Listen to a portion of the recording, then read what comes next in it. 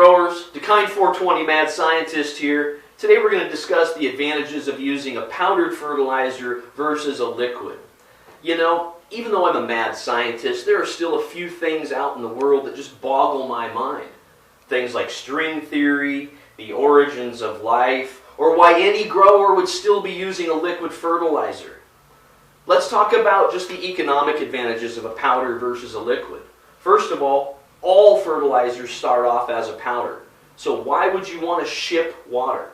And you know, as soon as that gets wet, your clock is ticking. You've got to use that before the expiration date. With a powder, it has almost unlimited shelf life as long as it's cool and dry. Another advantage of using a powdered over a liquid is that you're in control of the concentration. You control it by determining how much water goes in when you're mixing. When you buy a liquid, you get what you get. Let's take a look at some of the advantages too. With a big 5-gallon jug like this, you've got to pick this thing up and shake it. It's not just this company, but any of the liquids. A big 5-gallon thing could weigh up to 50 pounds. Where when you're using a powder, you simply put as much as you need into a little jar like this, and this is the amount of shaking you do before you pour it into your reservoir.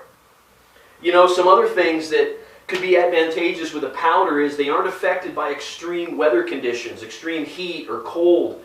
Those kind of things can ruin a liquid fertilizer by denaturing the nutrients inside, rupturing containers that expand with the ice and just blow up and make mess all over the place.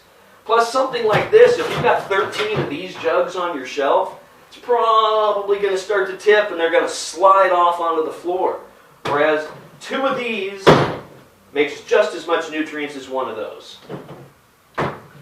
Remember about a month ago, we showed you guys the difference between mixing up ours and one of the leading brands that has 13 different parts.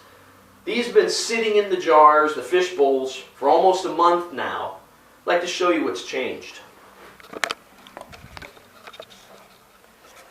See the Dakine? No sediment, no crusty buildup. Has about the same rate of evaporation. The water levels look the same. Look at the other leading brand.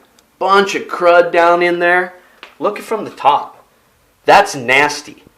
You know, we get asked a lot of times, how long does your product last? How long can I leave it in my reservoir? Well, obviously for at least a month. You know, when you're thinking about powders versus liquids, another advantage would be that with Dakine 420, the powders are built to be pH balanced.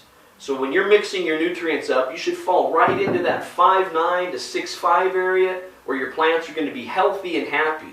Now we all know that a healthier plant brings bigger yields. Bigger yields put more money in your pocket, and hey, who couldn't use some more money right now, right? Call us today at 541-420-4645. Click on the web at dakine420.com. Trust the mad scientist and let Dakine 420 work for you.